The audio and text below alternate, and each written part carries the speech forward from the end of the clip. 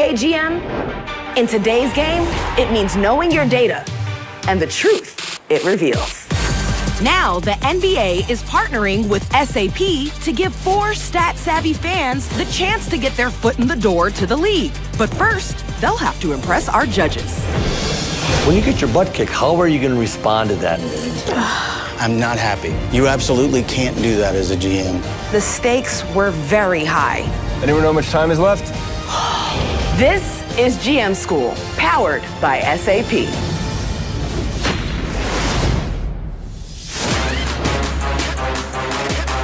Hey guys, good morning. Morning. You've been chosen because you represent a new kind of basketball fan. You're into the stats and the numbers, the analytics. I'm Matt. I've been a basketball fan my entire life. I stopped playing because I didn't quite make the high school team, but you always try and find ways to stay involved in a game that you're so passionate about. Math has always been something that I've been fairly good at. I was a finance major in college, went into consulting, and when I started to see how analytics can be used to play the game more efficiently, it just seemed like a natural opportunity to use a skill set and transfer that over to a sport that I love. It's the only avenue left for me in basketball. If people were going to say that I was too young to be a GM, I'd probably say they're right. But my analytical background would overcome the age gap. I started a data analytics club. Currently, we have over 170 members, but I'm a bigger nerd for basketball. Analyzing correlations and statistical relations, I try to predict which team has the best probability of winning. I want to prove to people that it's not about age, it's just about analytics, how much you love the game and passion. I'm Nicole from Maywood, Illinois. Basketball to me is my everything. I had a lot of hardships growing up, and basketball is a form of therapy. We would roll through the projects of Chicago and just like run the court. I definitely don't think anyone walked my path, and it can make my view of the game unique. The NBA can use some young creative minds like myself, like for real, for real. Hey everyone, my name is Mo. I am from Las Vegas via Manila, Philippines. I'm a radio DJ. That is a very awful answer. I host a morning radio show about basketball. You see that building right over there?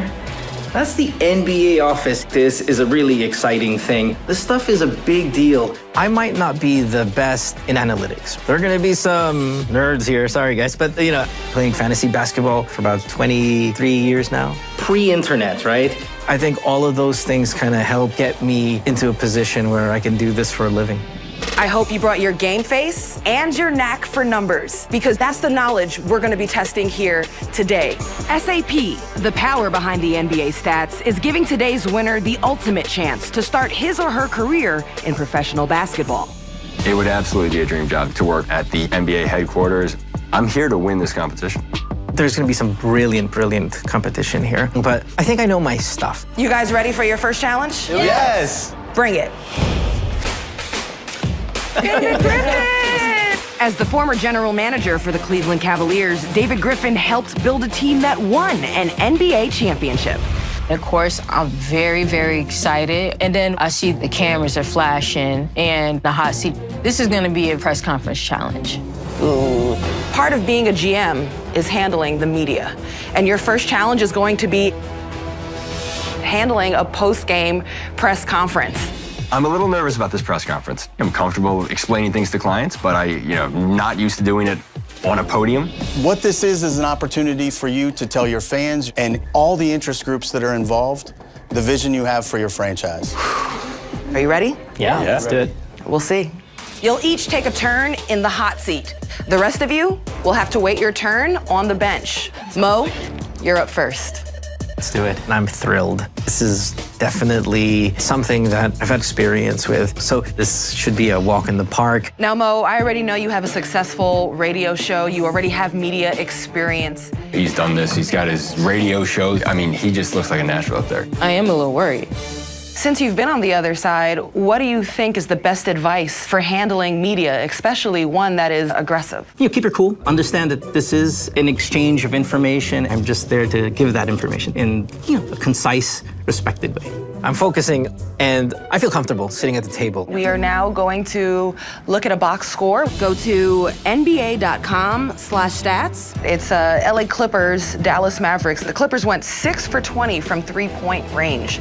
How did that affect the game? I think what we can see from this stat sheet is that, you know, as soon as the bench guys, and I think they closed here with Montrell and Lou, they were able to still kind of rebound the ball well. In a span of 10 seconds, I don't even know what I'm saying, and I can't control it. You have assist numbers from both Tobias. Danilo Gallinari was able to look like he had an all-around game, and I like that, you know, they shot 80% from the free throw line. So one thing that I would do, Mo, if I'm you, is I would say less. Noted. So Griff tells me to say less. Maybe I'm not so good as I think I am. Hello, Matt. We're going to take you straight to a box score. Sacramento Kings, they won against the Memphis Grizzlies 102-99. He actually looks the part. Look at his poise. What role did turnovers play in this game? Memphis only took 18 turnovers on only 80 field goal attempts. Sacramento, 9 turnovers, 88 field goal attempts. So that percentage is actually even more than double in terms of their actual turnover rate. But when you turn the ball over at that rate, it limits the amount of shots you can get. It's just really hard to overcome that kind of obstacle. I'm able to just sort of dive into the numbers. I feel comfortable explaining those numbers. So I think it gets off to a good start. In the consulting world, they pay you to come in and be smarter than them. Players don't believe you are. So how do you reach these guys and make them follow you? I don't know that I would be the one necessarily going to the individual player. I think the coaching staff is better equipped to handle the conversations with the players. He spoke about connecting with players, and his answer is, I care more about connecting with the coaches. Lack of communication has caused a lot of issues. Hi, Nicole. Hey, how you doing? When I first sit down, I'm feeling confident, and I'm just like, I got this. There's a smile, she looks composed. You have a box score there. Chicago Bulls, they were playing the Orlando Magic. The Bulls won by 10, 90-80. What are the first things, the first stat columns you check? So they fire a question at me, and my mind goes completely blank. Sorry, 1 second. I don't feel like it was enough assists for the guards. So that's where I primary focus on. She looks intimidated a little bit by looking at that box score. When I get frazzled, kind of heartbroken, but I've been through so many hardships in life that I need to think of the bigger picture. I'm a rookie, very promising, and I started off the season pretty strong, but right now I'm in a slump. As the GM, what's that conversation you need to have with me? I need to get it done. I mean, I'm gonna focus on the success that that player had before that got them to the NBA. I work in professional development and bring out people their best attributes. So my job is typically to just be authentic. Throughout my whole life, I've kind of been underestimated, but I never back down from a challenge, and that has always gotten me very far. All right, well, thank you so much, Nicole. Thank you. And you're done. Can I have done better? Yes, I always feel like I can do better. I don't even cry, but I feel like it's so much riding on it. It's a lot. This is definitely not one of my strengths, but I feel pretty confident when it comes to numbers and the strategy. There's an intimidation factor for me there going, okay, I gotta watch out for Anisha. So we've got a box score. It is the Pacers beating the Brooklyn Nets 114-106. What facet of the game did you think Brooklyn beat the Pacers in? Do you mind repeating the question? It starts out a little slow. Tell me what's going on in your head. Say that in.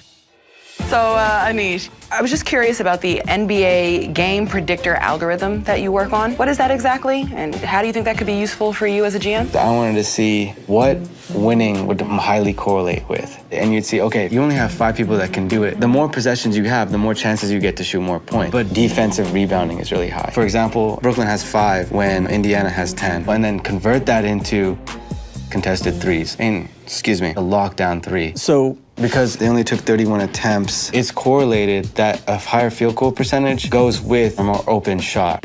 I'm speaking like I'm talking to someone from my data analytics club and not Ross. It's basically how to get the most points. So yeah.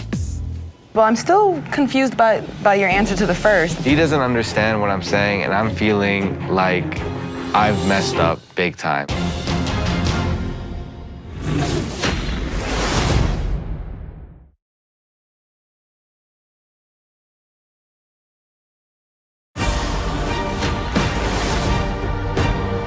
All right, David, this is your seat.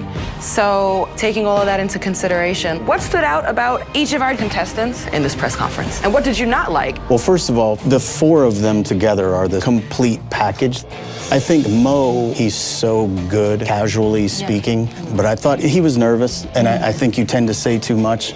Matt did really well. He had the numbers communicated in a way that was easy to digest. But Matt really didn't emote a lot. Those things really do matter, and Nicole is all about that. I find her incredibly confident and inspiring when we don't have to talk hardcore basketball data, numbers, and analytics. So, Anish, there were times where I felt like strategically he was onto something, but I felt his ability to communicate was confusing. I agree. All right, taking all of that into consideration, let's call him back in. Sounds good. The good news is all four of you proved that you belong here. Mo, you can tell that you're comfortable in front of the media. You're very conversational. You made eye contact. I found you very likable, but sometimes it was too much talking, a little bit of ramble. Matt, we actually tried to rile you up, and you didn't change a beat, and that's a really good trait to have. The one thing that I do worry a little bit about is your ability to emote passion. As a human being, with the lack of immediate emotion or warmth, you weren't likable. That was really awkward. Nicole, so we talked about emoting. You made me feel like you could lead me somewhere. You can't really teach that. But felt like you got lost a lot in the box score analytics. Prove to us what you know. Anish, all of the substance is clearly there. I think the numbers are so clear in your mind that you don't enunciate what you're seeing to the rest of us. The person who ranked #1 is Matt. I knew it. This is the best start that I could have possibly imagined. It gives me a boost of confidence going forward. Person who ranked #2 is Nicole. Wow. The contestant that ranked #3 today is Mo. I'm sorry, Anish. That does mean you ranked last in this challenge. It's a bitter pill to swallow. But no one's going home yet. You got another shot. I was sweating. You still have a chance to prove yourself in future rounds. Thank you. But that ranking will influence the next challenge. I'm told that I need to have more substance, which I never heard that before, and I need to come more with this data and analytics. Next round, that's what I'm gonna focus on.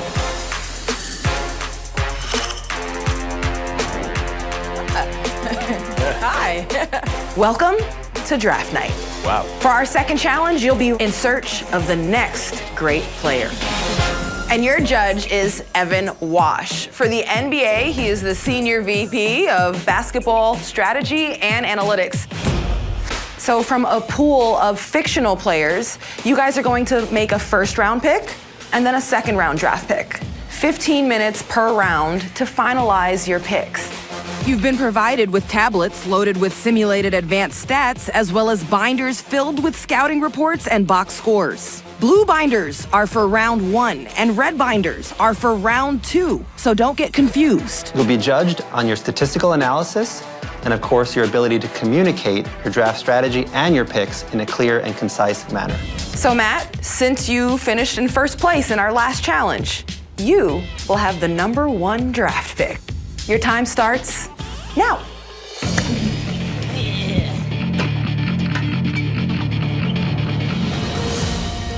Evan, back in the day, we used to say numbers people, analytics people, we're like numbers nerds, you know, but it's not like that anymore. The casual fan has an appreciation for analytics now. It's absolutely right. I think what you've seen in the last decade or more across all sports is really the familiarization of fan bases with the numbers and the data. And so what we've been able to do at the NBA is, working with SAP, provide tremendous depth of data, and there you can find basic statistics as well as the more advanced and even player tracking statistics. So you can literally get lost in that site for hours, and I've done it, so I know you can. Speaking of NBA.com, we have a surprise for our contestants. The fictional players they're selecting aren't fictional at all. They're real NBA stars. But we've only given our contestants the players' early career stats, so they'll need to dive deep to find hidden potential. I get the first pick in this draft, which is great, right? I get to take the best player off the board. Makes it easier for me. I don't have to scout everyone that everyone else has to go through. The downside to this, though, is that I have the last pick in the second round. It really means that I have to nail this first overall pick. I'm trying to drive players that's going to make an immediate impact on my team. I'm not really thinking about the positions as much. Even if they're the same position, I can probably leverage and use them as an assets to trade. How much time do we have left? Okay, fine, I bombed, I sucked, I gotta make a run. My strategy for the draft is to pick the best player available, but at the same time anticipate what the two others ahead of me are gonna pick. There's a clear number one pick in my book, and that it's player B. So I'm not gonna go think about it, he's gone. Who do I want next? I'm looking forward to proving myself, but I don't have the first 3 picks. So I had to use my specialty, reading the data, to find something that the other competitors couldn't. Defense. Can I use the C? So for player B, what really stands out to me is he's a high usage player. You know that he has to carry a load on the offense, and he's scoring at 14 points per game. And at 6'8", he's able to shoot that 3-ball well, someone that I'm willing to build my team around. So I really want to look at player D, who's 6'3", and player D has a player impact of 10.4. I want to grab the binders for B and C just to make sure I'm making the right decision. Then when I look at his player impact estimate, player B is really an attractive option for me, actually. I'm evaluating, looking at both players D and C.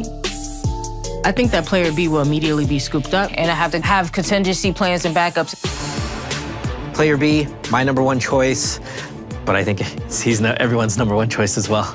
Picking player C here, the plus minus is high, the net rating is high. You know, if Nicole grabs C for me, I'm going J. Clearly, I know one of the two are gonna grab B. If I saw sites of athleticism, right, and a long wingspan, that he'll be really good, I decide player C was my best option. I am very worried that people will pick player C. I know he's a great candidate, so I looked at players E and I because they were really tall and unique in that they were very lightweight. 5, 4, 3, 2, 1. Time's up. Pens, pencils down. All right, we are going to lock in those draft picks. And with the number one draft pick, Matt.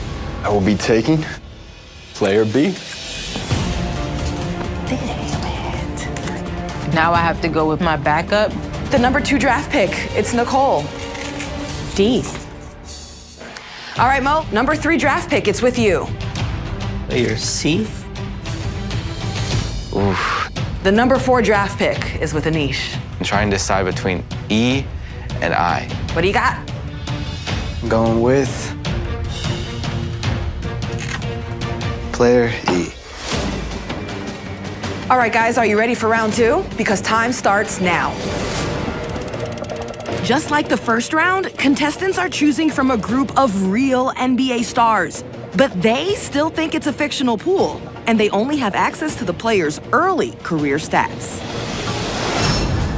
So round 2 starts and I'm thinking, okay, let's pick player I. I think player I is a dark horse pick. Now I have 2 forward/centers, 7'3", 7-foot wingspan.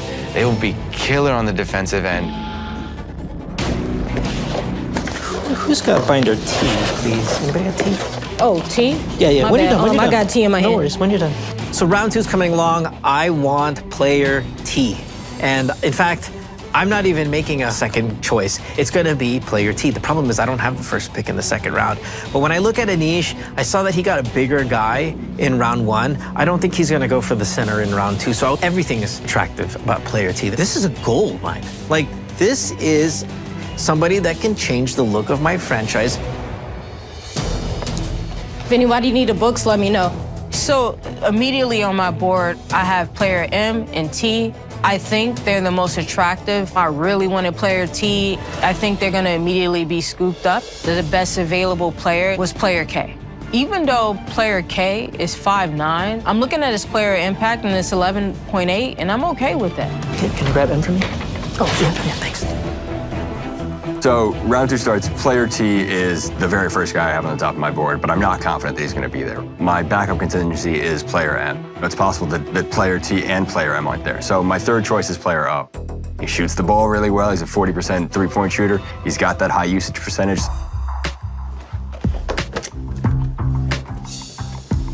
Are we done with picks for the first round? I thought there was 2 picks for... No, picking for the second round from the red now. Anish announces to the room that he has miscalculated the rules of the draft, because this is an elimination challenge. And I thought, you're dead. I have less than 3 minutes left, and I look around and I see all these red binders. I think I misunderstood the challenge. This might have cost me the game.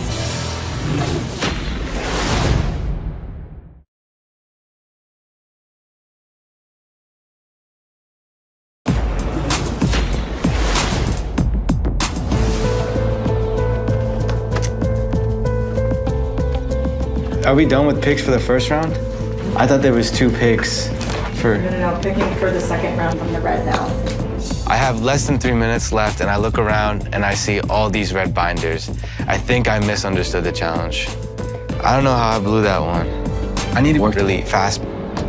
I was amazed at player T's stats, but he wasn't the best fit for my guys that I originally picked. Player M is extremely efficient on the 3-point line, so I think he'd be a great addition to my big-sized team. Even though I messed up, I feel like the combination of player E and player M could be really potent. 5, 4, 3, 2, 1. Pens down.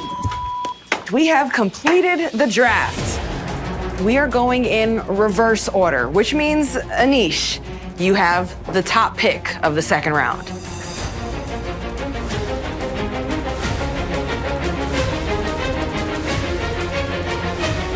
I'm going player M. Okay, of course, I'm not surprised. And the next pick, Mo. I'm gonna go player T. Now M and T are gone. If Nicole picks O, I really don't have much of a backup option here. Nicole. We have player K here. And finally, last pick. It's with you, Matt. Player O.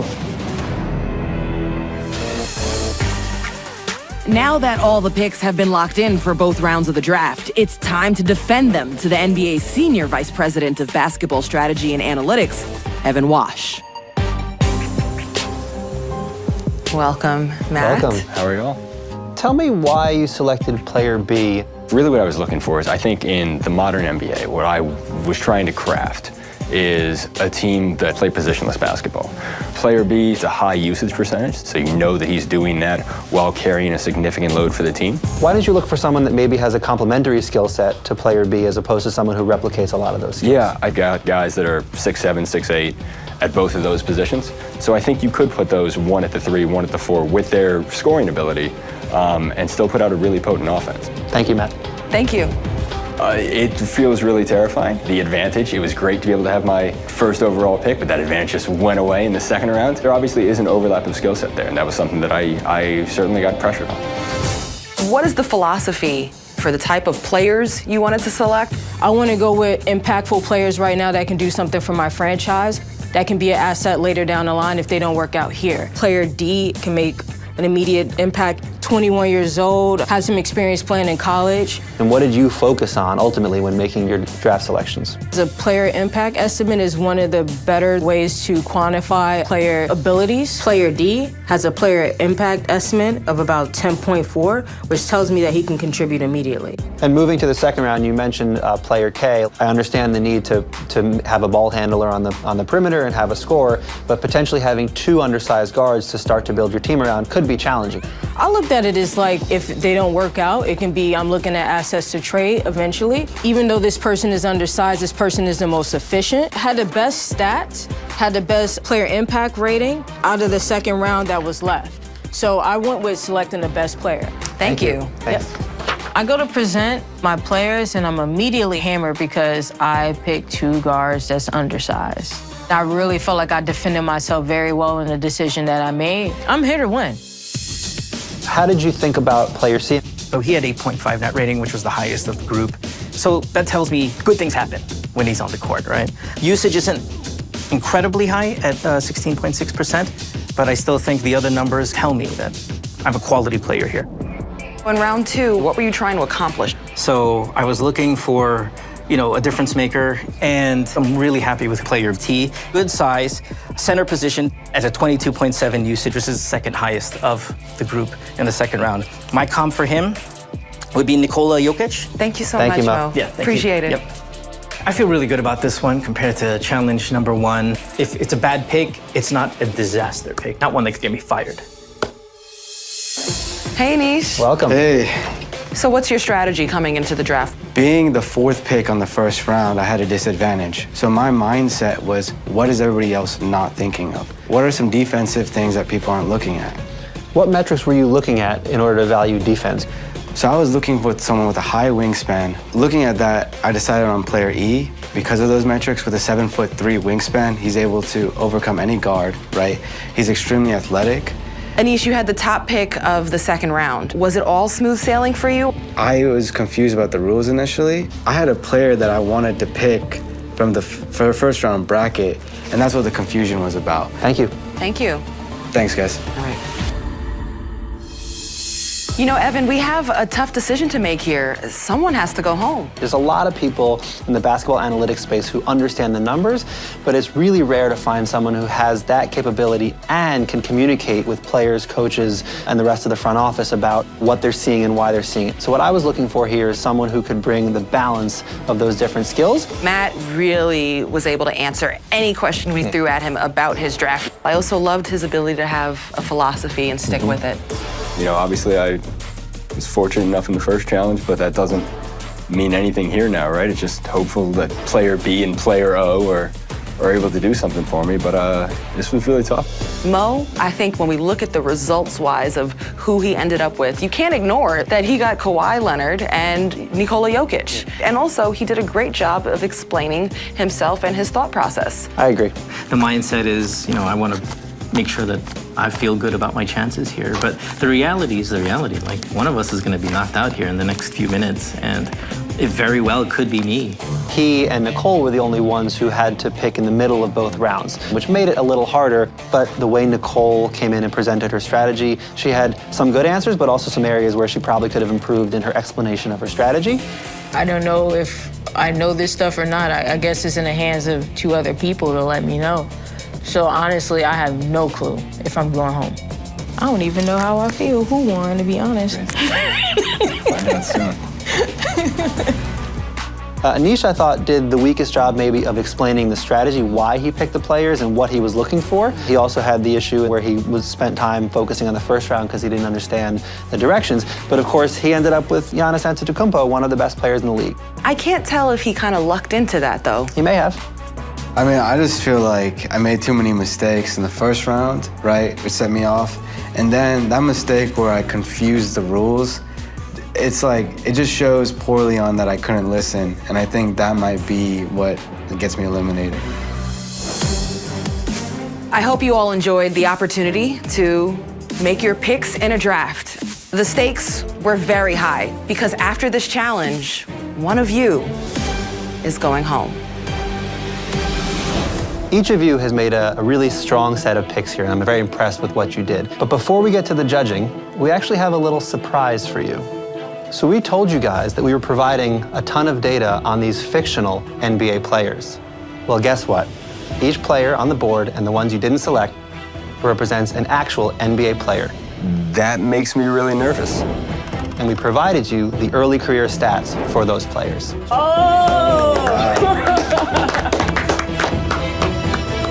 Tatum and Middleton are a great 3-4 combo. It's sort of exactly how I envisioned. I picked Giannis and Malcolm Brogdon, and I was stoked. I picked Donovan Mitchell, because that's what I do. I could pick players.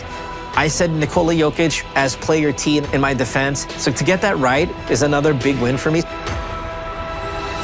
And remember, we'll be judging you not so much on the pick that you had or even the player that you ended up with, but the strategy as well. We've seen your picks, we've heard your reasons, and we had to make one choice. And the winner of this challenge is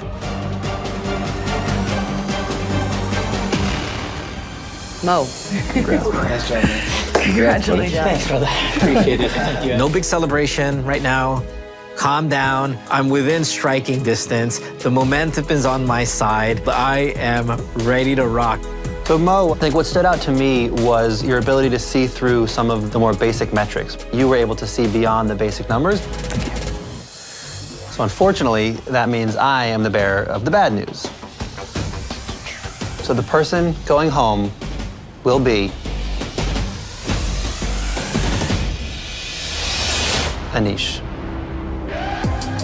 You ended up with some great players, but your articulation of your strategy and ultimately the confusion you had about the directions is what put you in this position. So unfortunately, you're the one that's going to be going home. All right, thank you guys.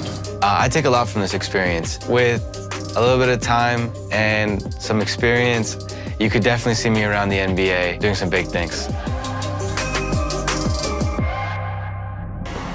You guys think this challenge was tough? Trust me, the biggest challenge is yet to come.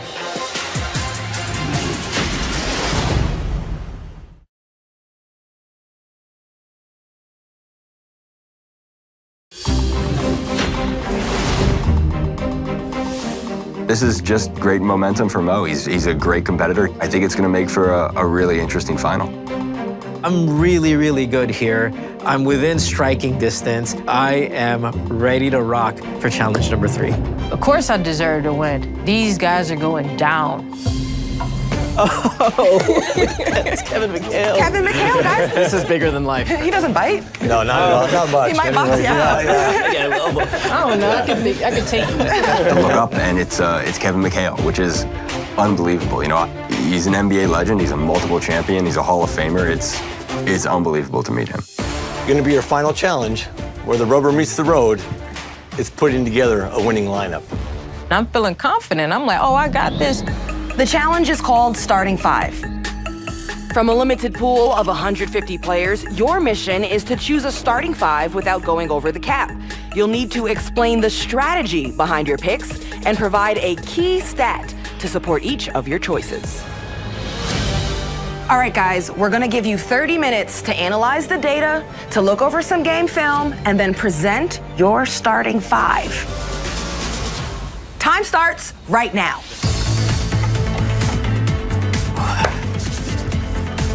I don't have a pen. All right, here we go. When you're creating a starting 5, what are the first things you consider? It's not the 5 best players. It's the 5 players that play the best together. You know, who do you have that you're going to build around? I personally value a strong defensive game. And if I can build around a dominant offensive force, Anthony Davis is both elite offensively and defensively.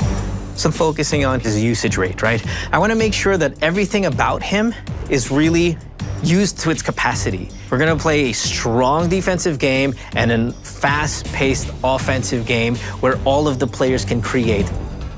Okay, so my philosophy is to put together undervalued players that can make an impact now. So I'm looking at Ben Simmons, and I see an up-and-coming star. I don't necessarily see the floor, I see the ceiling. I love his field goal percentage because it's 57%. He's gonna be aggressive and attack whoever's guarding him. I definitely have a vision for what I believe this team could be. They're a bunch of undervalued, underutilized talent. So I know that I'm looking for guys that are probably at least 6'6" or above. I want guys that can switch, so I want guys that can shoot and that can defend a bunch of different positions. Someone who can bring that level of positionless basketball. The first name that pops into my mind is Kawhi Leonard. You know, I wanted a wing, someone who can defend and who can also score. He's great at getting to the free throw line. And now I've got the team that I wanted. Everyone's between 6'6" and 6'8". 4 out of the 5 guys shoot the 3-ball really well. This is a team that's made for today's NBA. All right, 10 seconds left. I look at it and I think it's perfect. Okay, no, this is a good team. In fact, this is the best team. 3, 2, 1. All right, guys, time's up, hands up. Okay. You have now completed the 3rd and final challenge. You know, I feel good about the guys that I've picked, and I feel really confident about that philosophy, and I hope that it's a winning philosophy. I'm now more concerned, like the mind shift from picking a team to how to defend it, Right. Because that's half as important as picking a solid team.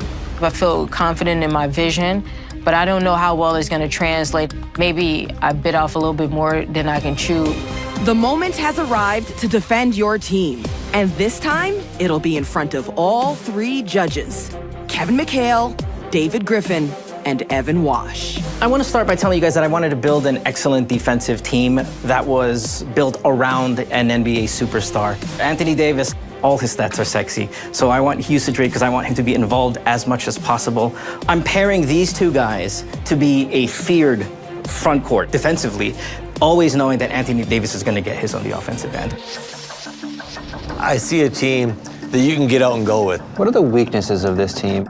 I would say a bit more reliable scoring. So can you identify for me who is the second option? I mean, if I can get these guys to be open with the amount of ball movement that it creates, Ingles still averages, what, 4.7 assists per game. So he can get the ball to some of the gamer guys with that kind of offense. I think he's averaging 1.7 this year. So who is, again? JJ Redick, I would go Joe Ingles. I'm sorry about that. JJ Redick, Joe Ingles, very, again. I'm nervous when I'm presenting because I'm not sure if I'm articulating my vision right. Draymond Green, and I understand you wanted him for defense. What sort of made you gravitate towards net rating? It's a personal favorite of mine. It shows me that he's involved on both sides of the court. So I went with 10.5 net rating because that's the fourth best in the NBA with players over 30 minutes. Just to reiterate what my strategy here was, I want the ball moving. I want any guy here except JJ Redick can grab a rebound and facilitate and start and go. And I thought that was an ideal choice. First impression most people probably get when they look at my team is, huh? Like, why? I see this as a team like not necessarily have a superstar, but I built my team to develop some of my players that I feel like have a lot of potential. Talk about the projection you have for Ben. I believe he's, I didn't even look at my,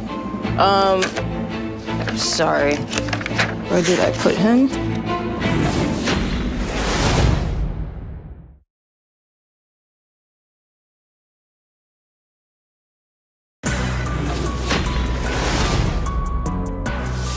Talk about the projection you have for Ben. I believe he's, I didn't even look at my,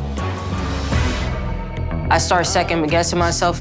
I'm feeling like I should have spent more time focusing on the stats and the attributes, and then I realized that I have to be confident in what I picked and I have to defend that. So I have Simmons currently right now. He's averaging 16.4, 9 and 8. And he has a high impact, player impact rating. Ooh, that was painful. Who's your go-to? On any screens or pick and rolls, no matter who's given a screen or pick and roll, with the exception of Ben Simmons, everyone on this floor can shoot three-pointers. And I felt like since he has such a high percentage, any drives or any cuts, he will be able to score as far as Ben Simmons. I wanted versatility. The ability to play that positionless basketball that you see today in today's NBA, switch defensively, that's how I envisioned my team. Got Kawhi Leonard in free throw rate. Talk to me about that number. He's taking about 18 shots a game, but in addition to that, he's taking 8 free throws. He can get into that lane, and you've got someone like Joe Harris who's shooting 48% from 3. I think it can really collapse a defense. I would be afraid with this team that you're going to get into a slow down, grinded out type game. I feel really confident about the ability to put either Kawhi or Lonzo in the pick and roll with Montrez. Who's taking it out? Who's advancing the ball? I think Lonzo Ball is the one bringing the ball up. Are you asking your bigs then to take it out and find Lonzo Ball? Or are you asking the nearest guy to the ball to get it in? Do you have multiple ball handlers? I'm fair with anyone taking it out and anyone bringing it up except Montrez. I don't think I want Montrez running the break for me necessarily. I would not have a designated ball handler. I would tell, Montrez, head, get a defense rebound, push it up. And I think pace is the way that we'd like to play. It's a regular season fun team up and down. Your goal is to win a championship, not to just make the playoffs. It's a little bit devastating. Really enjoyed watching them all break down their selections, but whose team did you think was the best team? Nicole's team stood out to me, and it's the only one that has the potential to look really different and better 2 or 3 years down the road. She's placing a lot of value on their ability to do more in more minutes. I've seen so many players that had a great role on a team leave to go to another team and just disappoint. So I took a risk. That's who I am. I wanted the judges to see my vision. I really thought that Mo did a good job. Draymond Green and Anthony Davis are locking down the paint. I mean, he really hit on that. To me, this team is the best team. Unless another competitor picked the same exact team, there's no way a team can be concocted better than the one I came up with. Matt. I think it was the most cohesive story, how they fit together on both the offensive and defensive side of the ball. I thought that was the best use of analytics. I came into this challenge with a clear thought for how I thought a team needed to be built and what a successful team needs to look like in today's NBA. So which do you prefer in your GM? Can't really give you a solid negative on Mo. His strengths might not be quite good enough. He's balanced, right? I think that's his biggest strength. And he's got a personality that I think would enamor him to all the people that he'd be working with. And I just think that he needs more reps and he needs to build the trust in himself and sell that to a team. I knew what I wanted. I knew the guys who I wanted. I knew why. I think Nicole is almost the polar opposite. If there's a crisis, I want her carrying the banner for our franchise because everyone's going to believe it's going to be okay. Yeah. Nicole, need to continue to build out subject matter expertise. You want to have people have the sense that you know what you're talking about. I don't know how I feel about my roster because when you look at it, you go, oh man, like what's she thinking? She's a home run hitter, man. But just being around the league a long time, man, the rock steady, just getting your work done, I think Matt, to me, was the guy. And the last phrase that was said that I really wanted to respond to was Kevin McHale turning to David Griffin and going, this is a regular season team, not a playoff team. Guys, I'm struggling a little bit with Matt. He's so flat. Could he reach your star player? Could he convince you of his position? We have to make a decision, guys.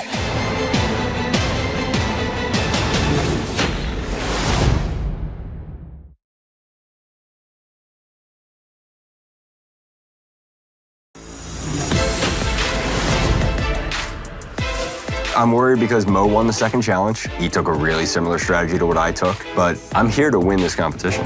I absolutely feel like I deserve to win it. I'm delivering a championship caliber team.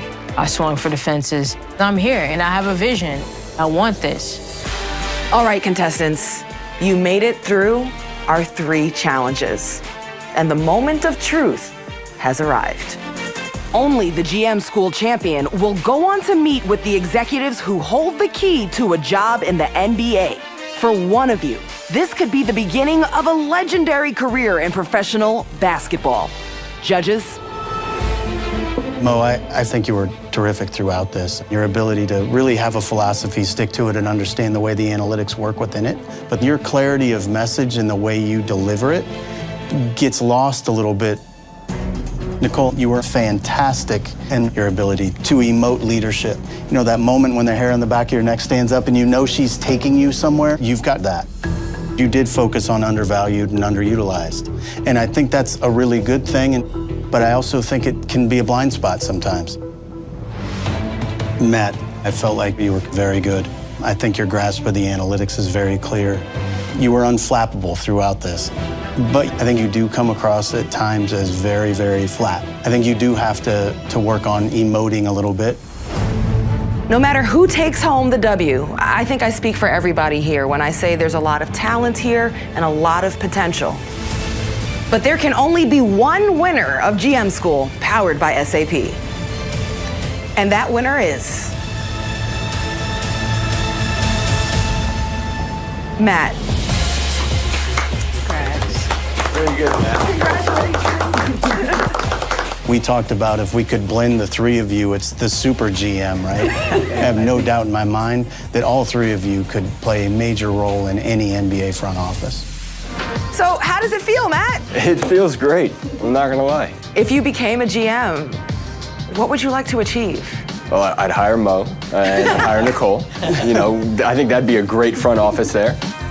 You know, I've wanted to be a GM for years now. To win makes me feel like, you know, maybe this is a possibility that I could do. My name is Matt Ellis, and I am the GM School champion.